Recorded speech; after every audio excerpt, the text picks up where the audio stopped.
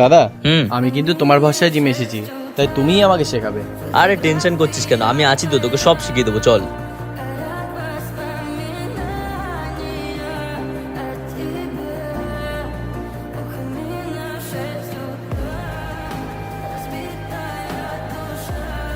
নে ভাই, জল খেয়ে নে এবার। থ্যাংক ইউ দাদা। দেখ, হোয়াটসঅ্যাপে তোকে ডায়েট প্ল্যান পাঠিয়ে দেবো আজ। 6 মাস ভালো করে কন্টিনিউ করবি, দেখবি ভালো রেজাল্ট পাবি। ঠিক আছে দাদা। চল বাড়ি যাচ্ছি তাহলে।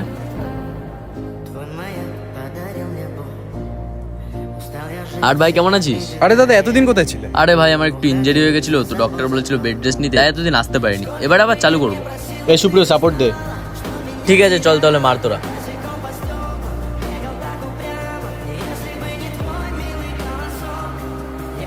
আরে ডাম্বেলটা ঠিক করে ধর, এইভাবে শিখেছিলাম আমি তোকে।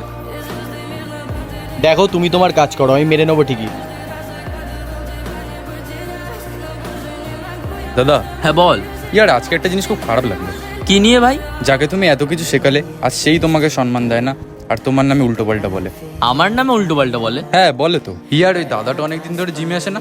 আবে ওকে দিয়ে কি হবে, ও তো বেশি ওয়েটও ওঠাতে পারে না। হেভি ওয়েট দিয়ে তো আমি ওয়ার্কআউট করি। ওয়েটটা দেখেছিস তো? চল, কোনো ব্যাপার না ভাই, বাট আজকে একটা জিনিস শিখতে পারলাম। লোকে ততদিন তোমার সাথে থাকে যতদিন তোমার দরকার হয়। বাকি আমি তোর ভালো ফ্রেন্ড হতাম, তাই আমি আমার কাজ করেছিলাম, বাকি তো ওর ব্যাপার।